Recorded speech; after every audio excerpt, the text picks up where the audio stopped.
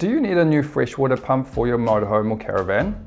In this video, we discuss a few types of water pumps and take a closer look at the most common style used in New Zealand vehicles. I'll explain how they work and some important things to consider when sizing a pump for your application. At the end of the video, I'll show you a few nice features to look for when choosing a pump.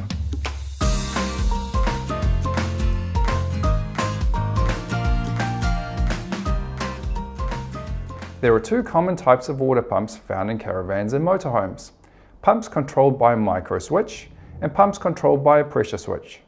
Some European vehicles have a micro switch on the inside of every tap or mixer lever. When the tap is opened, a micro switch activates and tells the pump to turn on.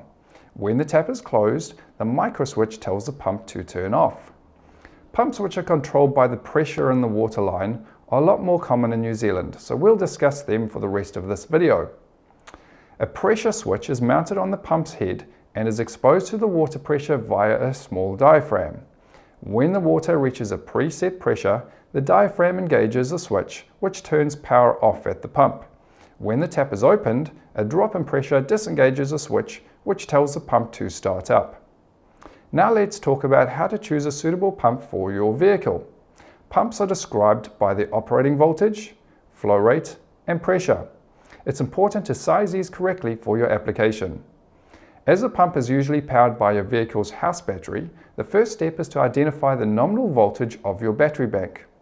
Most caravans and motorhomes have a 12-volt house battery, but it's not uncommon for bus and truck conversions to use a 24-volt system. Next, consider the flow rate, which is given in litres or gallons per minute. The higher the flow rate, the more water the pump will deliver.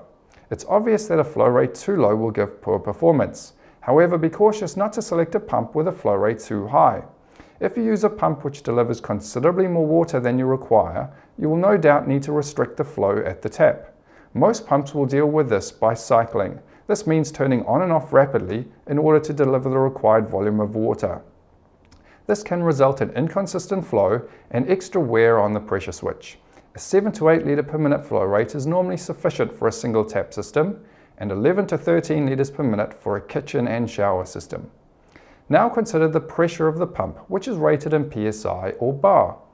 When the taps are turned off, the pump will continue to run until the pressure in the water line has reached the pressure switch's preset value. Hot water cylinders and boilers usually have a maximum pressure allowance, so make sure your pump's pressure rating doesn't exceed this. Typical RV pumps are sized between 20 and 45 psi.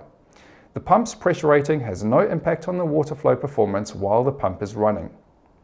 There are a few other accessories you may need for your pump. All pumps should have a strainer or filter on the inlet side.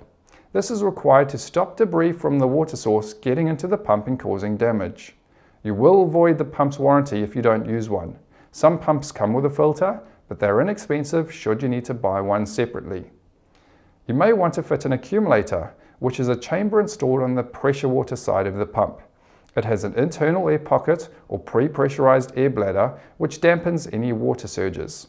They help to increase the pump's lifespan and also to save on battery power. On a final note, please remember that RV pumps are not suitable for continuous use. We recommend running them for no more than around 15 minutes at a time. If you use them for a home application like a fish pond, to water the garden, or fill large tanks, the motor will most likely overheat and burn out.